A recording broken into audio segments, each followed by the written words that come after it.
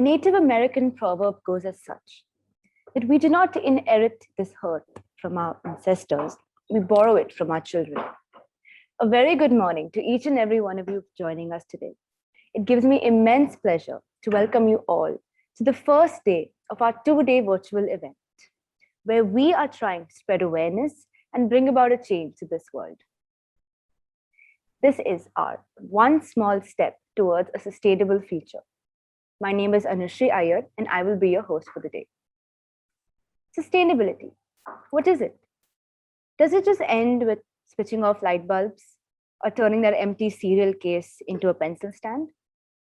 It is a known fact that for generations, mankind has been taking Mother Nature's patience and endurance for granted. Man's obsession and uncontrollable consumption has led to our earth, our home, pleading for help and recovery. Unfortunately, these desperate pleas fall on deaf ears. So we, the students of Whistling Woods International, want to show to the world that a small change within ourselves can snowball into a global revolution that will transform this world for the better. Sustainability is about bringing the change you want to see in this world. It's about conservation for our future generations.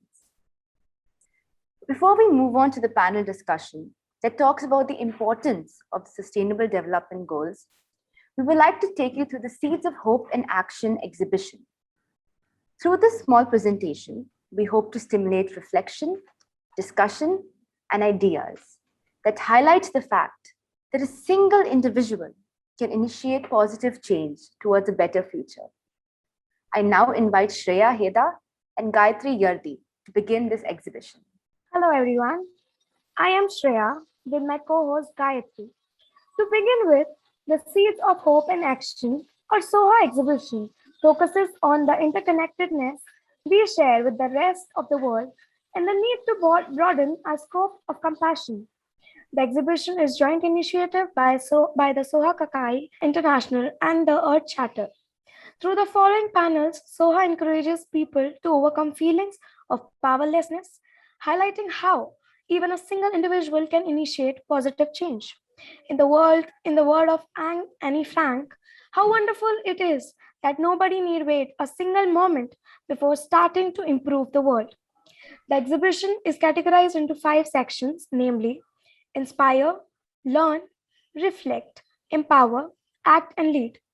The sections Learn, Reflect, Empower have been inspired from Dr. Daisaku Ikeda's 2002 education proposal. The first section of the exhibition is called Inspire, and its underlying essence is the interconnectedness of life. We are here to inspire you to become the agents of this change to make the world a better place to live for us and for others. The fundamental relationship between humans and nature is the ongoing exchange of resources, the service nature and human provide each other.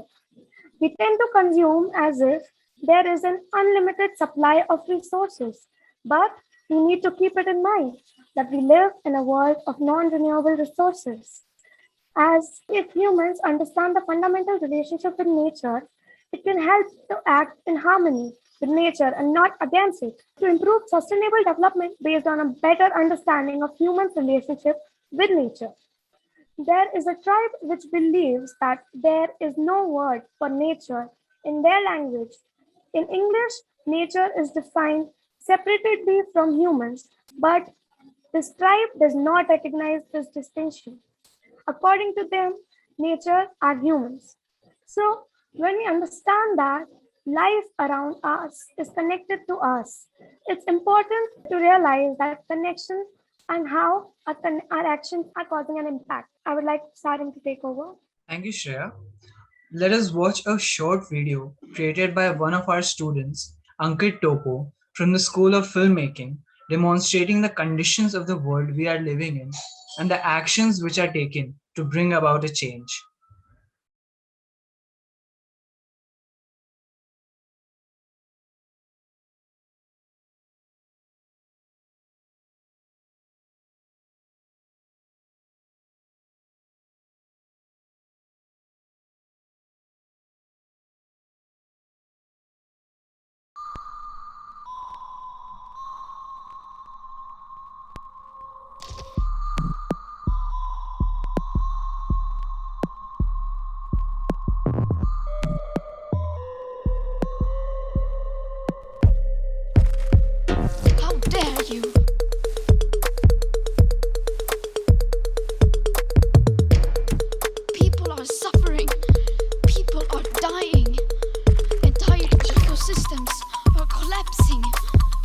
the beginning of a mass extinction.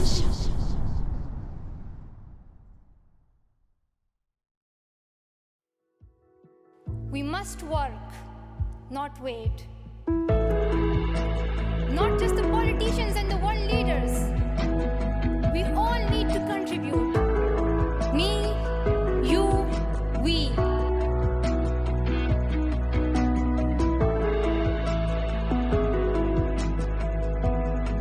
My only aim in life is that every child is free to be a child.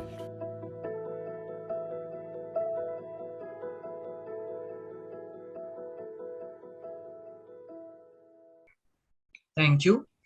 As we saw in the video, the next section of exhibition is to learn. Human activities are destroying our planet, its resources, the living habitats, and so much more. On your screen, you can see only a few facts. We have lost 85% of our wetlands. 1.3 billion people live in multidimensional poverty in 107 developing countries. And there could be as many as 1 million plant and animal species at the risk of extinction. Ladies and gentlemen, our planet is threatened by multiple dimensions. In 2018, the wealth of just 1% of the global population made up to 45% of the world's wealth, and military expenditure went up to 76% since 1996, which is up to 1.8 billion US dollars. How would the world change if this money was used to feed the poor and eradicate poverty instead of fueling it to the military and the richest 1%? The world would be more peaceful, equal, and affluent. The SDGs are designed for exactly this purpose. Now, Kabir will speak more on this. So essentially, we must not only learn what the problems are, but also learn what the cause is. Martin Luther King Jr. once said, "There is nothing new about poverty. What is new at this point is that we now have the resources, we now have the skills, and we now have the techniques to get rid of poverty." According to me, this applies to all our problems, yet greed holds us back. We as a society have progressed so much in terms of technology and awareness that we don't actually have an excuse to not solve our issues. Although the reason we aren't working towards achieving the sustainable development goals is because humanity's greed is currently trumping humanity's will to create positive change. We, as a community of willing people, must take our first conscientious step towards reaching the SDGs, and that first step has to be learning. We have to first understand why the UN has set sustainable development goals, what the problems actually are, and what we can actively do to solve them. Just like any other endeavor, we must build a solid foundation of learning and follow that through with educated action, because the essence of the SDGs is to not leave any cause behind. We will now be playing a short but effective AV made by Deepraj D. Patel from the School of Animation to briefly go through the sustainability development goals and understand them.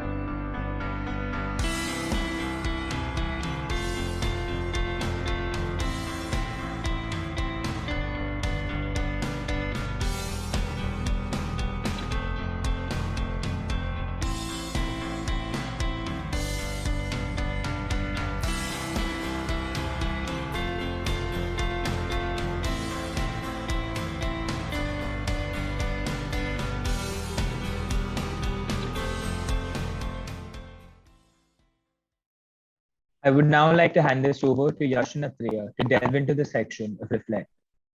Okay. Thank you, Kabir. Hi guys, I'm Atreya and I'm talking about Reflect. So moving on to Reflect, we realize that this era is all about development at a pace that scares human beings. So with growing stress in the materialistic industry, we feel anxious and restrained. So this has not only directed our senses away from the devastated state of Mother Earth, but also made us distant from nature, right? So when this happens, we all tend to ask ourselves questions and we have doubts whether we can actually make a difference, right? Because we're anxious and we're vulnerable and we feel powerless. But we must always remember that singularity is the first step towards evolution, which brings us to presenting to you a short film made by producing students. Can we have the film played, please?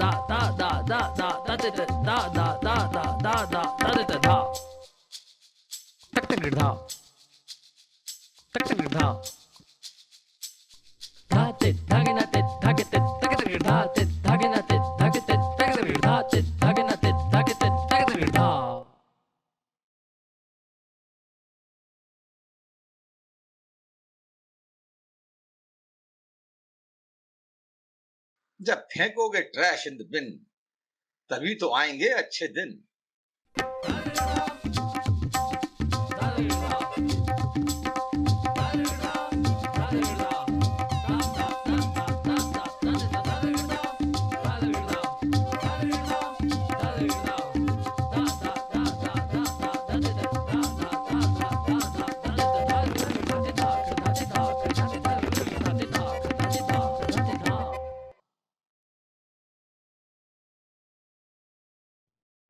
Good evening, everyone. I'm Yash, and I'll be speaking a bit more about our topic. As we saw in our so brilliantly made film, the mantra is one step at a time, and every tiny step is an achievement. And that one step could be as small as putting your trash in the bin. It does not matter until it does. Unless it bothers you or any individual, we do not act upon it. And thus time ticks away and so do our breaths. It is still not too late to become part of the change. This moment right here, ladies and gentlemen, is where we reflect upon our future and upon our choices. Now we move on to our next panel, Empower. Over to you, Pooja. Thank you, Yash. Good evening, everyone. I'm Pooja. I'll talk about, we now come to the panel Empower. Empower means to make oneself or others stronger and more confident. It all starts with one planet, one person, one realization, and one action. We highlight the process, not the perfection. We seek for more space in people's heart and mind when it comes to caring about our planet. It is about making people more driven to find that voice in them that contributes to a sustainable future. There are many examples of people around us who have empowered themselves and have taken action to save our earth in their own small or big way. Sajid Iqbal, for instance, a Bangladeshi who grew up in a poor locality, saw and was highly disturbed by the electricity misuse in his village. He used water-filled plastic bottles to generate electricity. This saved up to $2.1 million. Sajid was presented with a Queen's Young Leaders Award in 2017 for his work. He worked on the following SDGs like no poverty, sustainable energy, sustainable cities and communities. Now, over to you, Prashant. Thank you so much, Pooja.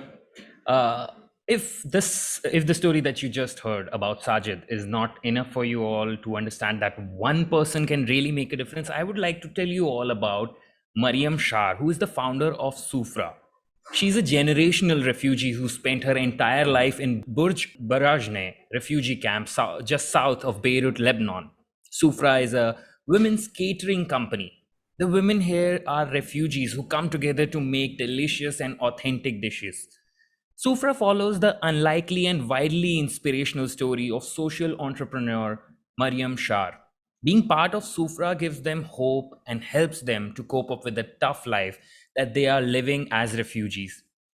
She has worked on the following sustainable goals: gender equality, reduced inequality, and decent wages. Now, heading on to the next panel, act and lead. We now realize that power of one can really make a difference. There is no doubt about that. We also understand and are aware of what needs to be done. So what is it? It's time for action.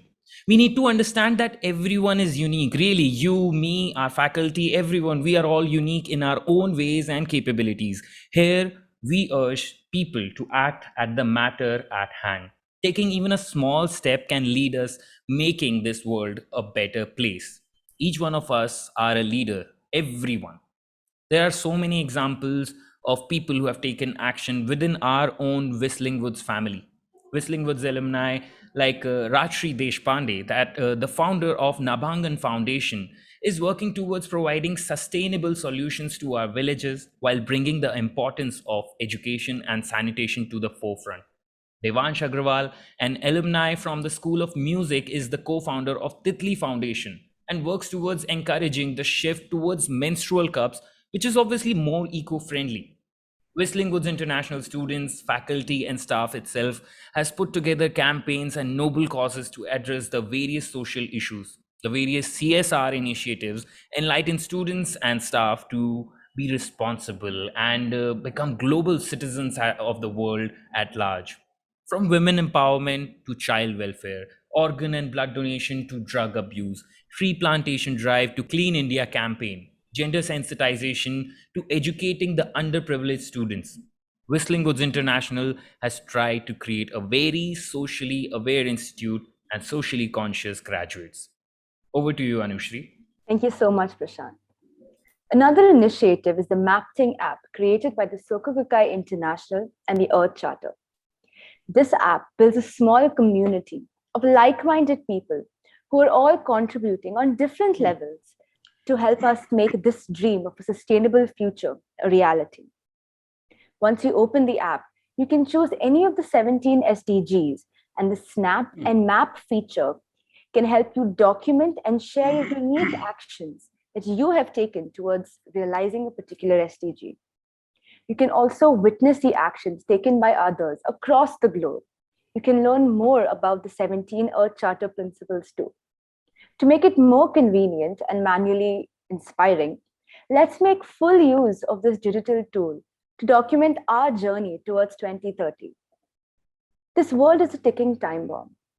And right now, the step would be to come forward and join the WWI Earth Charter team and help us make this dream of ours of a sustainable future a reality. It would be great help if you all could contribute your ideas and action plans. In conclusion, we are delighted to have this opportunity to present the Soha exhibition to you. Let's come together to rewrite the future of mankind.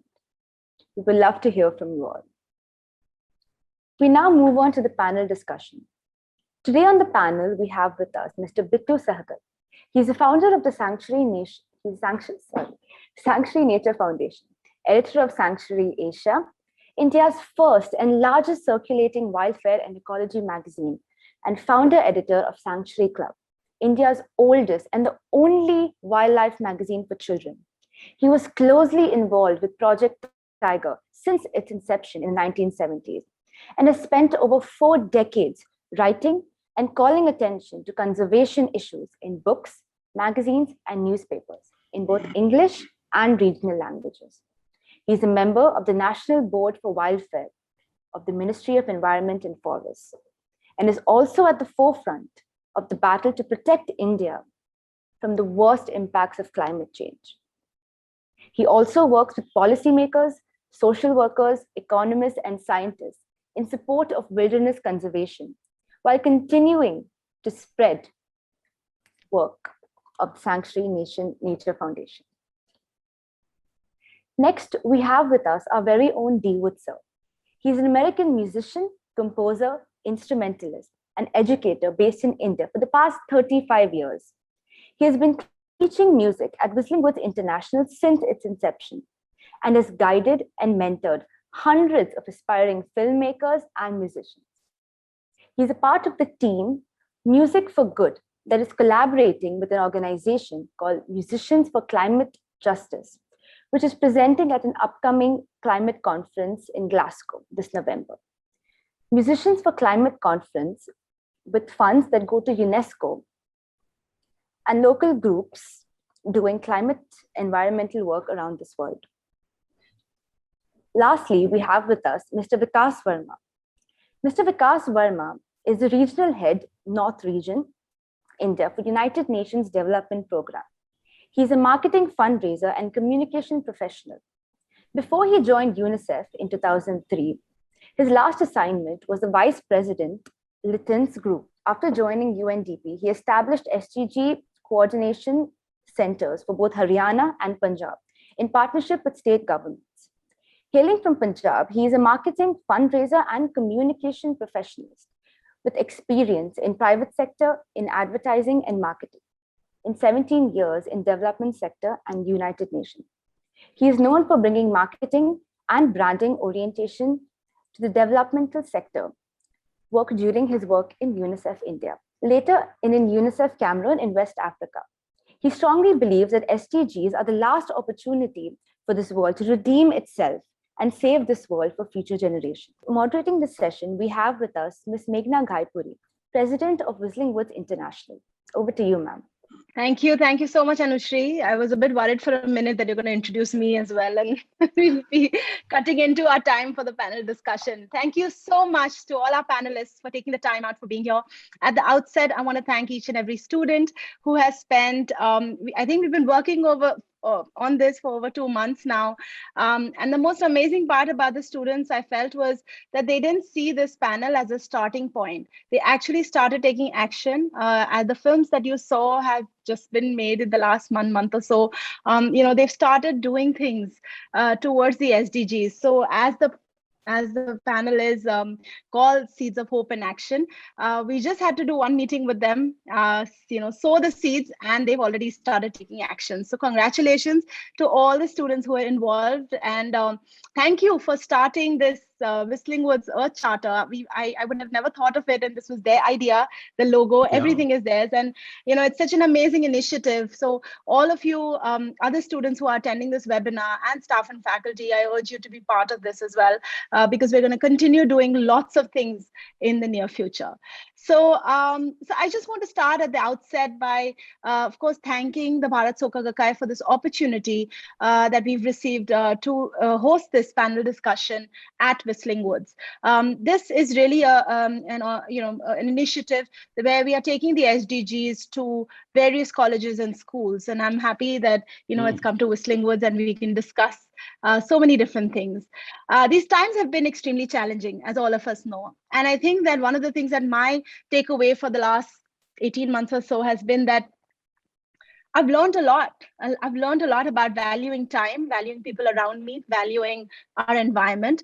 And it's made me think, and I'm sure it's the same with all of us who've had a lot of time in quarantine, in the lockdown, sitting at home to think about what we are doing to our planet, what is happening. The interconnectedness that we spoke about earlier really came out for me when I thought that, this virus that happened in China has actually now affected the entire world. So we can't really take things for granted. We can't say that it's happened in, some far off place and, we are not going to get affected by it. Every person that is alive, every living being that is alive is connected to our life in some way. So it's very, very important for us to be cautious about every step that we take, which is why it's so important for media and creative arts students like yourselves to be part of this, to really, really, sensitize yourselves to all the SDGs.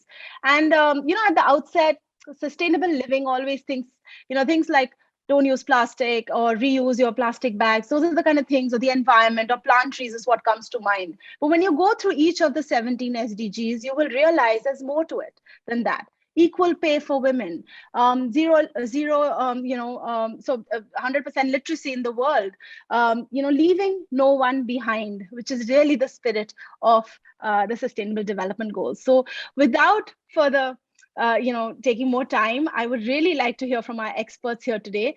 I would like to start with Bittu.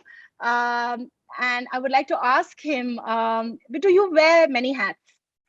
You are an environmental journalist, an editor, activist, conservationist, and you have been publishing Sanctuary Asia since, I think, 1984 is what they said. So as a part of the media and communication course, a lot of our students also pursue journalism, yeah? And even if they don't, they like to actually make short films, as you saw a little earlier as well. So if you could shed some light and, share with them the importance and the role of environmental journalism, which has really helped in the past and will bring, more focus on the SDGs that we discussed today. So over to you, Bittu. Thank you for this, Meghna. And before I do anything else, I'd like to start with a real deep apology. My generation has been criminally negligent, and I'm being very complimentary to them. The fact is that we have colonized your world. In 1947. We celebrated our independence from the British, and we said, all right, look, everything is now good. But then we embarked on what we call intergenerational colonization. So we are now deeply and very quickly moving into the business of colonizing your air, your water. Meghna, this includes you, The fact of the matter is that Sanctuary reaches out to 1 million children across the country. My constituency, the average age is roughly about 12 years. So there are just two parties, political parties. There's the Buddha party and there's the Bacha party, And right now the Buddha party is really, the gloves are off, the sleeves are rolled up, and we're out there telling the Bacha party, go to hell, Now that's a hard way to speak, I don't speak like this to the 12-year-olds, but you guys are communicators. You have to strategically communicate what it is that you want to say. And you have a tightrope to walk, the same tightrope we walk, which is you should be sworn to tell the truth. There's too much fake news out there. But you also are sworn to make sure that you don't so hammer your audience that they become victims of what I might call ecological grief, which produces a catatonic response and paralysis. ये तो होने वाला ही है, अभी हम क्या करें, अभी छोड़ो यार, देखा जाएगा, मौज करो. I mean, you never lose until you give up. So coming back to you as communicators, I would say to you that don't do it because some guy called Bittu or D or somebody or the other, they're decent blokes. I really am a decent bloke, but the fact is that forget all that, Do it because you've understood. You don't burn the lifeboat on which you're sitting. And if you're in the Titanic, you don't burn the lifeboats at all, because whether you're in the stateroom or whether you're up on the deck, we're all on the same damn Titanic, which is what our small, tiny blue planet is. Your job is to somehow or the other thread that needle between telling the truth and leaving people with hope. So D, here's the hope part of it. It's very difficult, Vikas, to do both these things. It's almost next to impossible, but it isn't.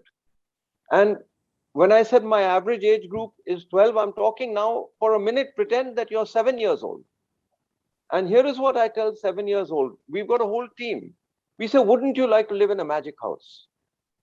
The windows are, lick them, they're made of lollipop. The doors are made of chocolate. You open the tap, you got lemonade. You go out, you pick a stone just outside your house, it's a sweet, it's chocolate. It's wonderful. You go to sleep, the next morning, everything you ate has come back again. Magic. Bittu uncle, we would love to live in a house like that. How fantastic. I said, but every monkey lives in that house. And what are we? We're just bumped up monkeys at the end of the day. Human beings are primates, you know?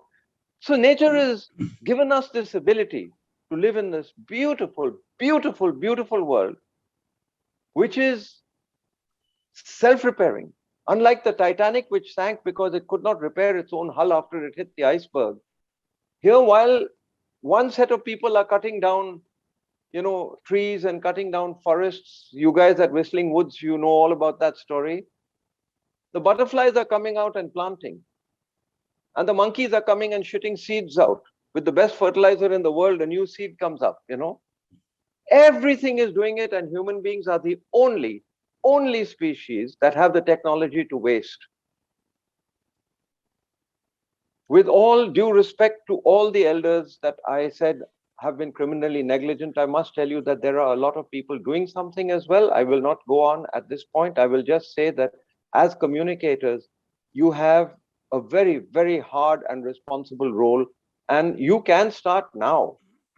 First thing is not how to make a film or how to use this or who to get or which. The first thing is to believe in it, understand it yourself and say that, okay, Bittu seems to be a good guy. He talks a good talk, but question, trust but verify. Find out, is this true? Is climate change going to do all this? I'm making a bland statement right now.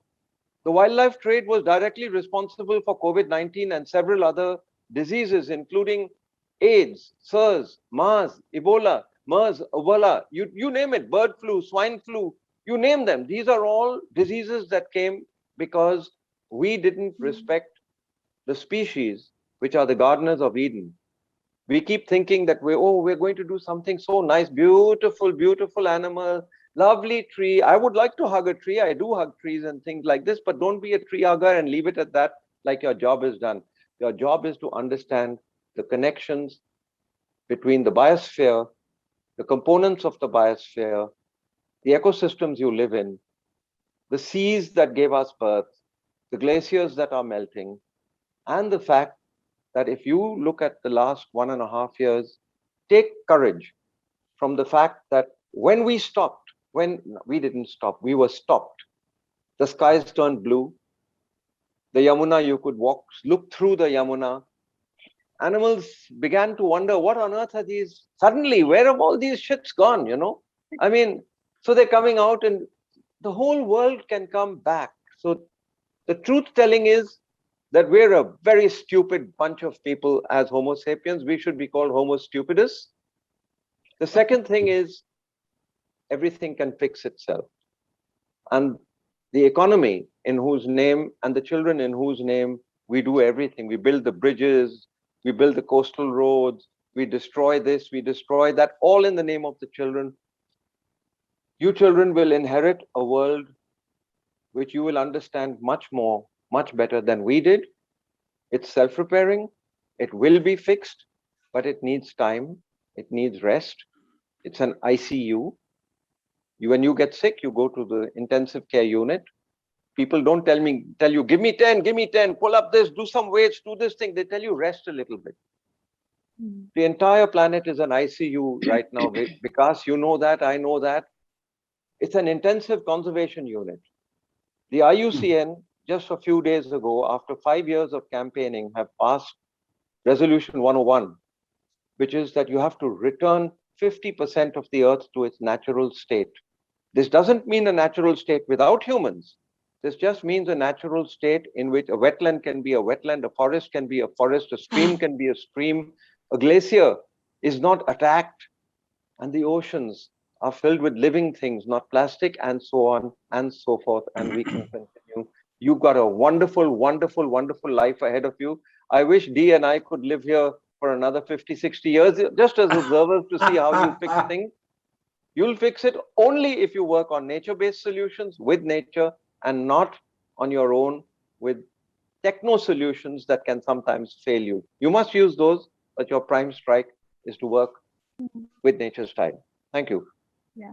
Thank you. Thank you so much. And I completely agree with what you said. And I feel like you guys as students, the more you understand, the better opportunities you have.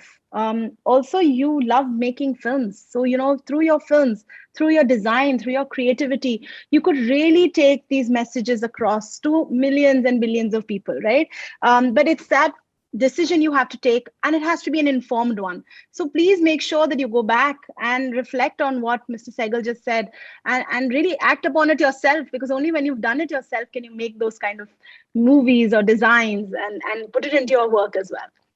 So my next question is for Vikas. Mr. Verma, you've been, of course, you're representing United Nations Development Program here, and UNDP has established SDG coordination centers all over. So I wanted you to talk a little bit about these centers, how they are helping, how can we be involved, because this is the first that many of us would be hearing about this, and how can the societies really, kind of make a difference towards a healthy, prosperous, and sustainable future following the UNDP guidelines for SDGs. Thank you, Meghna. First of all, Bittu ji and Mr. Wood, it's such a pleasure to be amongst really two pioneers who are working in the environment and the music era, and then amidst youth who are really making all the difference. So I'm feeling so young and so hopeful that I'm part of the millennial.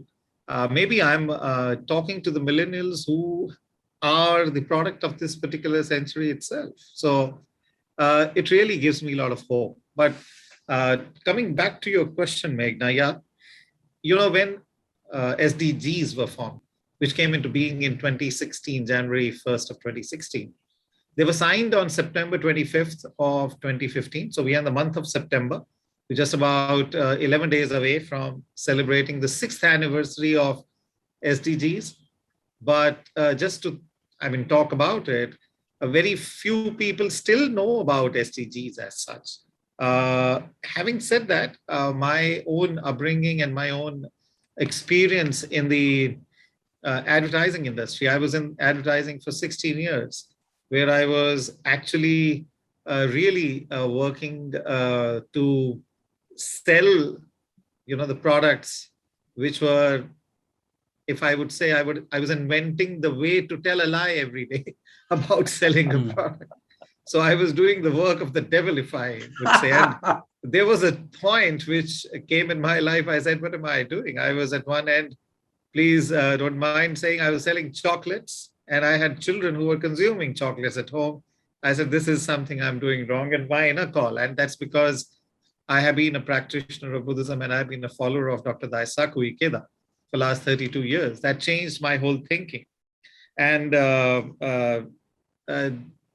D. Wood has been talking about, he's been working toward music for good. And I think as an organization, Bharat Soka Gakkai and Soka Gakkai International is an organization of good intention people, which was the purpose behind that. So that led me to look at an avenue where I can create some value. And that's how I very mystically transitioned into United Nations, first into UNICEF and then into UNDP. And I very mystically also was in a place where I could head the SDG agenda in the country. And UNDP took me up and said, we would like to utilize your very expertise in this area. So now we started developing. First, when SDGs came up, we always thought it is the governments who have to lead this agenda, which is rightly so. They have the large number of resources, and their policies, if that can be changed, it will have a huge impact on the planet. So we are working in many states, and we created the vision document for them that where as a state they are going to be by 2030. Like, there are 17 goals, there are 169 targets. And if you look at Niti Aayog, they have developed 306 national indicators. They are so-called, if I may say, the speed dials with which you can understand whether we are going in the right direction, the right path, whether we're going to meet that target or not. So it's a plethora of work, which again requires a whole governance structure and the way we plan and the way we budget at the government level to change. So that's sensitization that, in the government specifically, everybody works towards expenditure. In the sense, every department has money, they want to spend it. Once they spend it, output is done. The SDGs look at it the different way. We say, we must be sure what output are we going to achieve, only then spend it. So it is a reorientation of the government structures. But then there are two approaches in achieving SDGs. One is the whole of government approach, which we are working on through SDG CCs, which is to work at the Government of India level, state government level, district level, department level, and even at the panchayat level. It's a mammoth task. We haven't yet even finished, if I may say, 25% of that. But then there is a large work, which I call the whole of society approach, which is where the corporates have a large role to play. The academic institutions have a large role to play. The media has a large role to play. Youth itself and the students themselves, and everyone has a large role to play. You talked about everyone is a leader. And I truly believe that, because everyone has a large role to play. But how do you get across SDGs to them? And that's where I want to talk to our young ones here, the hope generating ones here, because I feel as a communicators, one thing which we haven't yet cracked, and I am looking for options, and which is where I would like Whistling Woods to take lead, maybe co-opt and collaborate with other, journalism and communication schools, etc., and come together with a strategy as to how do you communicate SDGs in the most simplest of languages. If you look at English, sure, we call Sustainable Development Goals and we say SDGs, somehow we're getting used to it. But if I have to explain somebody what is SDGs, I have to break 17 goals, 169 targets. What is that one thing which SDGs convey? In Hindi, we call it Stat Vikas. I mean, honestly speaking, I don't get it, what that means. So we are trying to configure that. But I feel, and which is where I come to my point, if I have to give you one line brief, SDGs are the last hope of the society. I firmly believe that we all must continue to think in terms of, am I violating a particular SDG or I'm contributing to a particular SDG whenever I do something, as a student, as a housewife, as a common citizen, as anything. If I switch on the AC, if I do, what is getting impacted? You talked of interconnectedness. I need to be aware of that. But more importantly, communicators can hit it so hard and get people to believe that, yes, there is problem, but there is hope. Let's align behind SDGs. And I would look at Whistling Woods students and the faculty to create that kind of communication. And really, we love to kind of put it across in the bigger media for that. I'd stop there. Thank you so much. Thank you so much, Vikas, for that. Yeah, I think that last hope really hit me hard. I'm sure it'll hit everyone hard as well.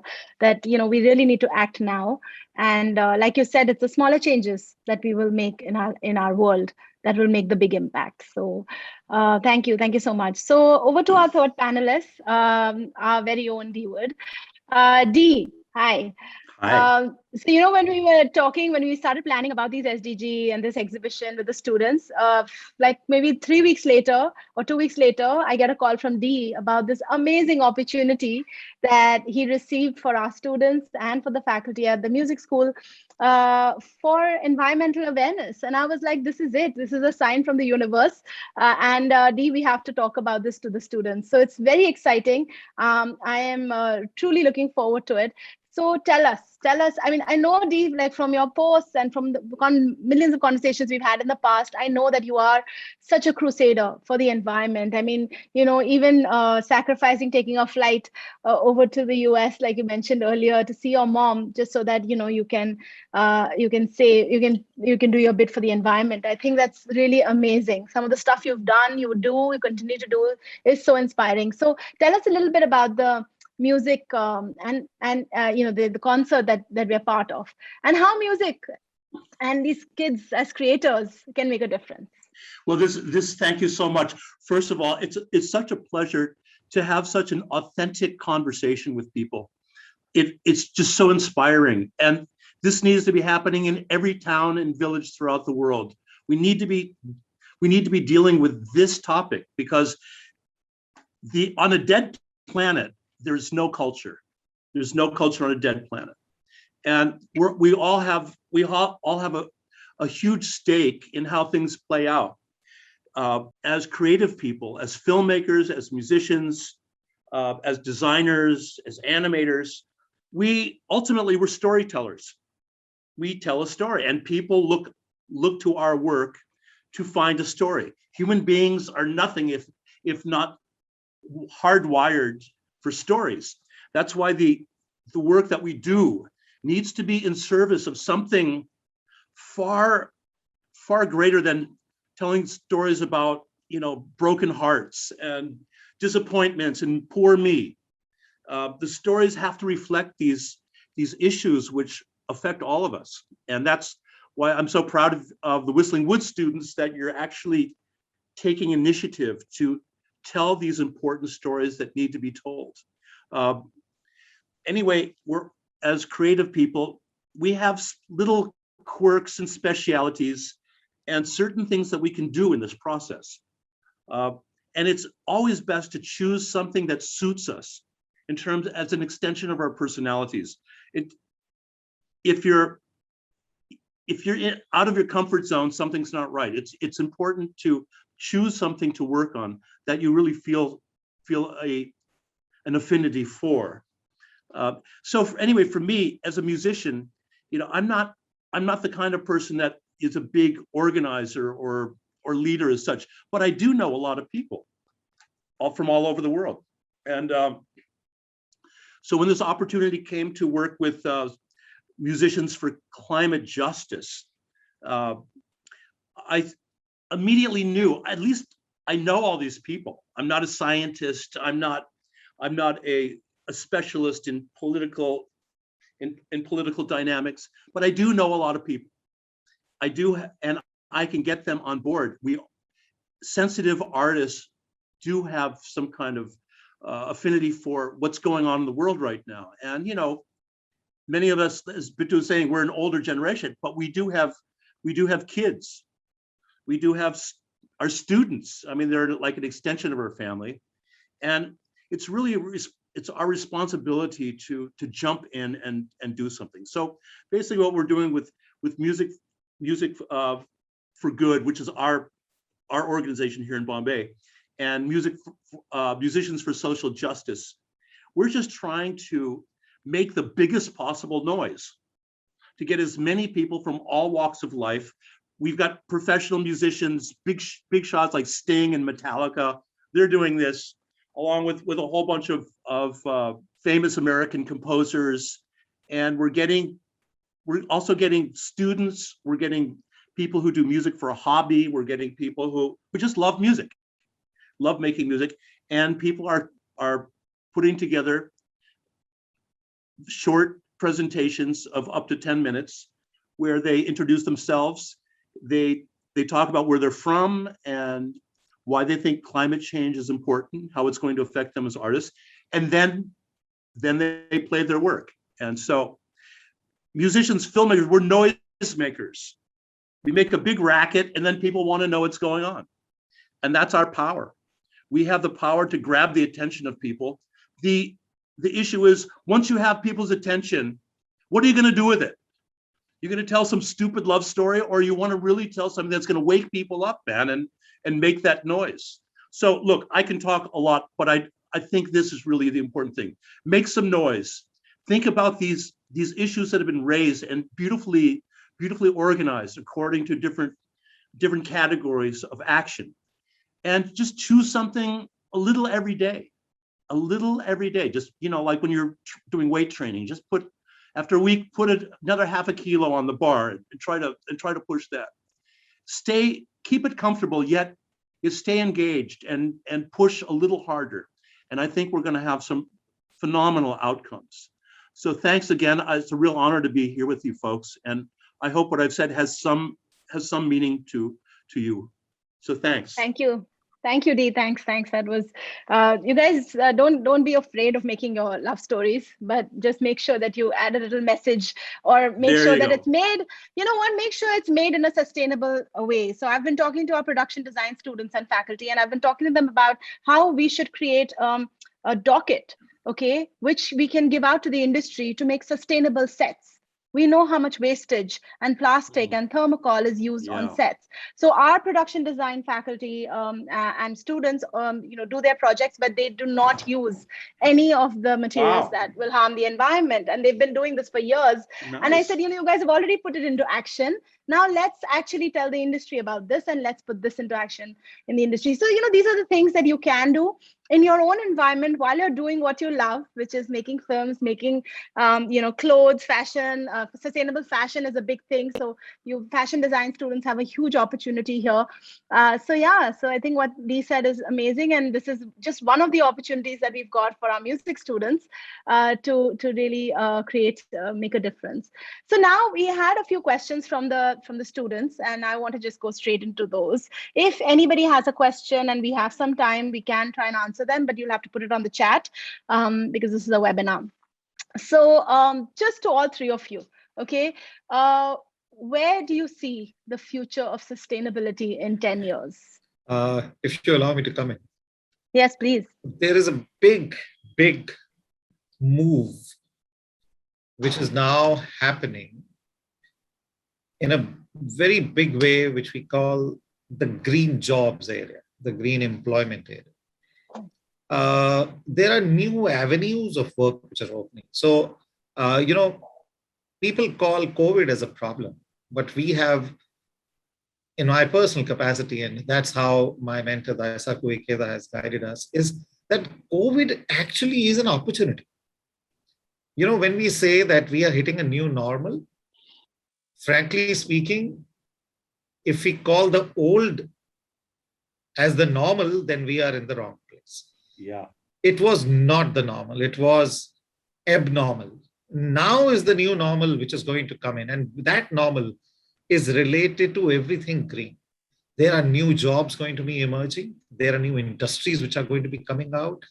As youth, I would really recommend all of us, we are all youth, to be focused in that area, to stay tuned as to, okay, here is a new way of a new industry spanning, a new way of delivering education, new way of giving health, new way of social protection, new way of even moving stuff from one place to the next. And so many things which are, the bottom line of that is going to be, are we harming the planet or are we conserving the planet?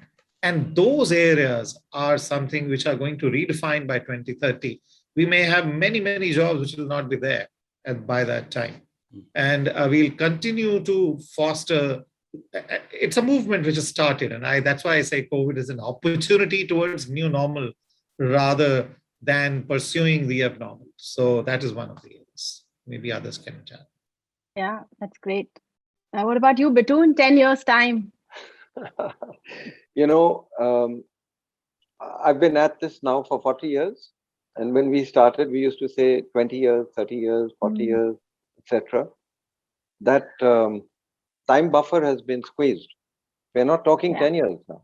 We're talking actually, in reality, 2 to 3 years. I mean, Vikas will be the first one to tell me or confirm that when we get through various COPs and we do various negotiations, by the time they've been watered down, the influence that those have who are looking out for the planet is infinitely less than the influence of those who are crashing the planet, exploiting the planet. And I'd put it to you like this, 10 years from today, possibly the most hopeful thing will be, number one, that the pandemic, as was correctly said by Vikas, will be an eye-opener. But please don't imagine it will open so many eyes and the legs and hands will follow. Everybody thinks everyone else is going to fix this planet. And that's the real problem.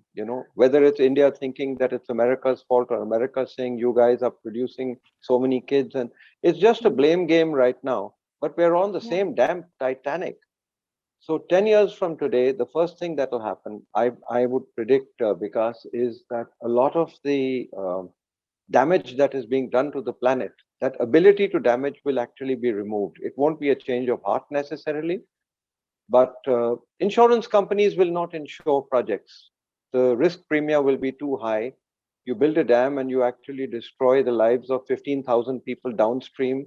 Insured or not insured, that goes away. You build unsustainable roads and in the Himalaya from here to eternity, and 14 landslides on one road. The road is useless. You borrowed money from the bank, your project is held up because of young kids who are saying, the hell with you. We don't want this. What we want is a secure planet. We want a planet in which I can breathe air that doesn't. So the young people, as they grow older, they're even replacing their own parents at the heads of corporates, as corporate heads. And those people have actually, within their own fraternity, they've got wagging fingers at them. Oh, you guys, that's what you did. We know who you are. We know what you did. We know what you're still doing. So number one, there's a shame part, and the number two, there's an aspiration part. The aspiration is not that testosterone driven, I can build the tallest, I can build the fastest, I can build the strongest. Darwin said something simple, and 10 years from today, that I think will become an absolute learning for kids your age, Meghna, you and down, which is that it's not the strongest. It's not even the most intelligent. It's the most adaptable that will survive.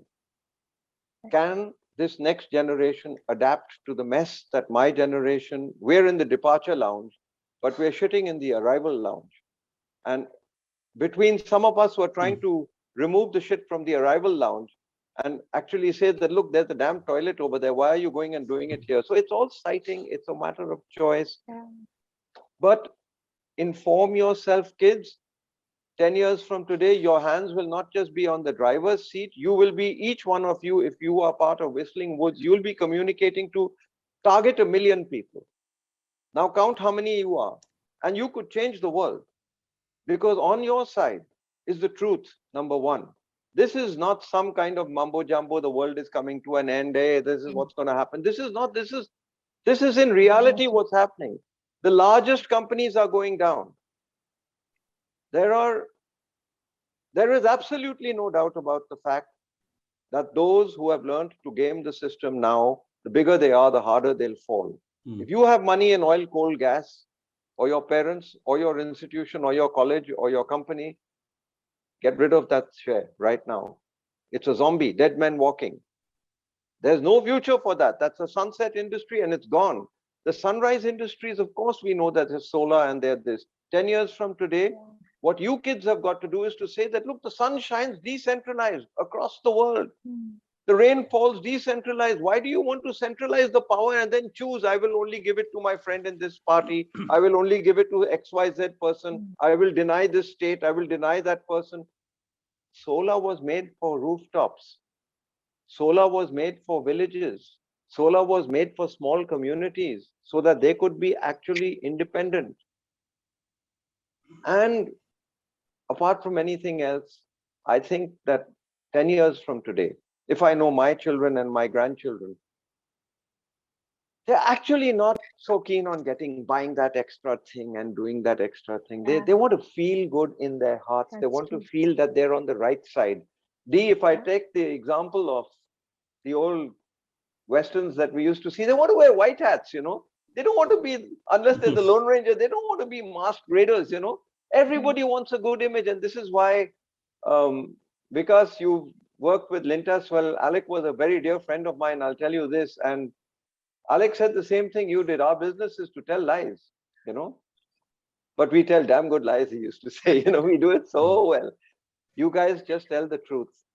use your talents. The films that I saw right now, that kept following the guy, please add one small thing to that film. That can is 97% electricity. It's not bauxite. It's not aluminum. It's electricity. The more you use of this sort, even if you say we are recycling and things like this, the more mining you do. When you do mining, the forest goes. When the forest goes, the whistle in the wood goes. You want bird song. You want wider footpaths. You want drinking water fountains. You want bird song, not anger. You want safety. This planet is an act of faith.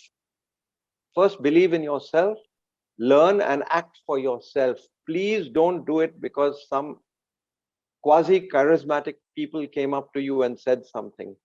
I'll end with one real charismatic person.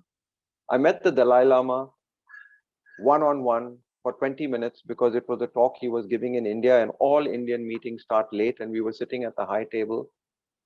And he talked about how China had come in and taken the timber from Tibet and how the whole world was up in arms, but all the countries that were up in arms were buying the timber for their furniture and their homes. So he was not happy. And I spoke to him and I said, Your Holiness, you've spoken a truth. May I speak a truth to you? That many of your monks who are wearing orange robes, they go to Nepal. From Nepal, they go across Tibet, they go there, and under their robes, they're carrying tiger bones. Because for the horse festival, you're supposed to be, wearing a tiger skin, and you're supposed to be. So he said, oh my God. He says, I never realized. I said, yes, half the tigers that people watch in Ranthambore today, they're in Tibet, and the monks are a conduit. He went back, and in 2 weeks' time, he passed this thing saying, okay, no more carrying of tiger robes in this. Of course, the Chinese government said, you must carry the tiger robes. You must do that because why does the Dalai Lama say no? And he ended by saying, this may sound like a negative conversation, but it's a very positive one. Why? Because every single day of your life, it is your duty to be happy. It's not good for you. It's not the thing to do. It's your duty to be happy because you were given the gift of life. When the pressure falls, you're told, put the mask on your face and then put it on your child. You don't love the child less. If you're completely paralyzed, you can do nothing. So I would say to everybody here, be happy. Don't be guilty that you're eating and somebody isn't. Share a little of your food. Share a little of your knowledge. The world was not built by engineers. It was not built by politicians. It was not built by armies. It was not built by businessmen. The world was given direction by artists, by musicians, by poets, by dancers, by performers, by thinkers, by mothers. Please, let's do this thing. I have an offer to make to every single person. I think there are over 200, or how many are there? There are 214 people plus us. Every single one of you gets a 1-year complimentary online subscription to Sanctuary. It's 12 issues. All I need is your name and your email ID, which we will not share with anybody. Get informed. Sanctuary is the Grand Central Station for news. Get informed. And the second thing I'd like to suggest, and I'd like to ask, is that if you listen to people like Vikas, you'll get the right messages. So sustainable development goals are real. Translate them to your life. And Sanctuary goes out to 1 million young kids. And we're now going out to about 150,000 college kids in the year 2022, 23, 24, 25.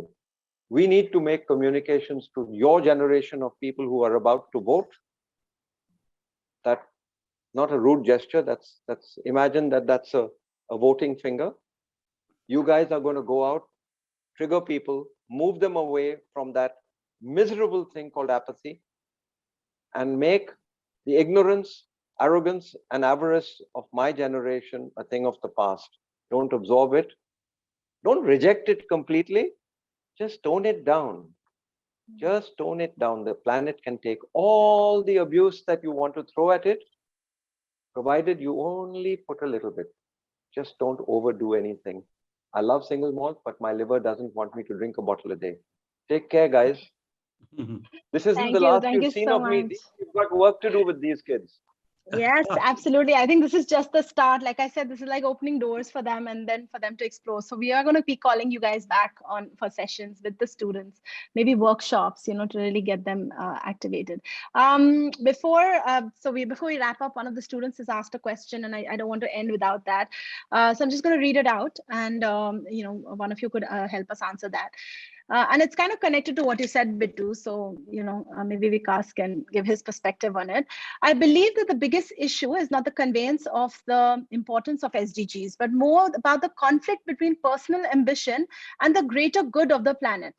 Because psychologically, humans want to aspire for better things, a better life, which is what brought us to the situation we are right now. How do we overcome the conflict between the ambition and working for the greater good of the planet amongst the people? Moreover, can we apply the principle of common but differentiated responsibilities to resolve this conflict? So Vikas, you mentioned earlier how you moved from low lintas to this. So yeah, please share something with the students. Well, I would say, is it Priya Rai? I think all the points are very valid, but I'll tell you why I'm saying that SDGs and conveying the importance of SDGs is important. The reason being that while we are, very tuned to looking at our personal good, what human beings also need is a clear-cut direction. SDGs is that clear-cut direction. I'm not saying in any which way that you should not have differentiated, common and differentiated kind of responsibilities which should be applied to. That is fine. But what happens is, what we need to convey here, again, I'm saying that SDGs are going to help you achieve your personal ambitions better in a more sustainable way. No, nothing is bad. Personal ambitions are not bad. But how do you, if I may say, articulate it in the framework of SDGs? And SDGs to that extent clarify also people that whether you are aiming for something is actually worth it or not. Like most of the people and the discourse in the common media is being rich is very good. Having a lot of big houses is very good. Big car is very good. But SDGs tell you, from the technology perspective, we understand and appreciate, but how big? I mean, that's what COVID has told us. Everybody is thinking, do I really need big house? I need smaller and smaller, actually a kind of a place which I can manage myself. And now there is a move towards going towards frugality rather than having accumulation. Everybody is realizing that. So which is what I'm saying, the new normal which is coming is towards not just accumulation, but a very articulated personal ambition that whether this is right or not. And that is where SDGs is a good framework to apply and adopt. More importantly, if you, as I would like to talk to also you are in music and nothing conveys better than music. If you really look at any messages which hit hard and they pierce your heart and they tell you about that I must align myself to that is through music. And there is no such thing in the last 6 years I have seen world over around SDGs. I would really propose if you can look at how can you, again, taking that one-line brief that SDGs are the last hope of humanity. Let's just work towards that. Everything else will fall in place. I'll stop here. Thank you, Vikas. And I want to add here, answering the student from my own personal experience. We started Whistling Woods. Dee's seen the place. It was jungle. There was nothing there. Very, very important, beautiful trees. We built the entire campus. Like the whole designing of the campus was done around the trees so that we wouldn't have to cut one tree. And since then, we've planted hundreds of trees on campus. Whether it's our founder's birthday or whether it's a celebrity who comes to campus, we plant trees and we take care of them. So we just don't plant trees and leave them, we take care of them. So I think that, and from there to even equal pay for women. or sensitizing students towards the environment as well as work ethics. I think that I am ambitious as a person. I really want Whistling Woods to do well. I want hundreds of students to graduate out of Whistling Woods and do well themselves. But I have not let that ambition come in the way of my responsibility towards the planet as a citizen. And I think that I'm not showing off here, but I'm trying to show you that you can do it. If you really want to do it, you can do it. You just have to put that effort in. And like I said, in your films, in your fashion, in all the departments that you're working in, you can make that difference. You just have to decide, am I going to? This is a choice that you have to make. And it is really as easy as that. If you decide, if you determine, you'll make it happen. So we have a very, very special performance by our music alumni, Vaishnavi, who is here, and she's going to be singing a song for us, which is a song, Vikas, you will recognize this. It's done by a Soka Gakkai member in India, and Vaishnavi very sweetly decided or offered to sing it for us. So Vaishnavi, over to you. So much, Meghna ma'am, and everyone today in the panel. I would like to sing a really beautiful song, which is definitely going to sow the seeds of hope in everyone's heart. So here we go. Ek pyara sa jahan. आओ हम तुम आज नया इतिहास रचाएंगे, हर मुश्किल को पार कर संग कदम बढ़ाएंगे, हर दिल में हर इंसान में उम्मीद जगाएंगे, अनमोल है जीवन से खुशियों से सजाएंगे, बनाएंगे यहाँ एक प्यारा सा जहां, देखे दुनिया हमारा हौसला हमारी खुशियाँ, हम आज की आंखों में करके सपने लिए हजार, हर मंजिल को पालेंगे हम, अब डरना है बेकार, हम इंद्रधनुष के रंगों से जीवन को रंग देंगे, हम फूलों की खुशबू से मन आंगन को भर देंगे,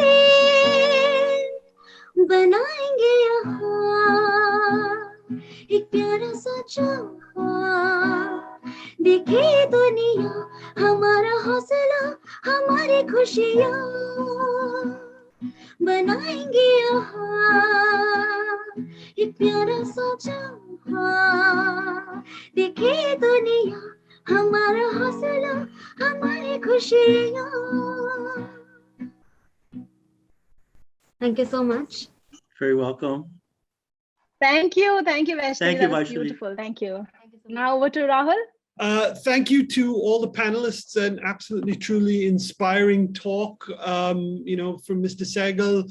What a wonderful, I think an urgent plea he made to every one of the students to get involved with what is a shrinking time frame for us to do something about the planet. And I thought Mr. Sehgal spoke with such passion that if that doesn't inspire you, I have no idea what possibly could. Thank you to Vikas as well for outlining what the SDGs are and what those goals are and what they mean to the future of the planet. And I think that there are 17 of them, and they are each so important to the future of our existence. And I hope that all of the students will find at least one of them to connect with and take forward in their communication, whether you are a filmmaker, whether you're in the media school, whether you're in the fashion school, or whether you're in design or animation. You can pick up one of those goals and take them forward.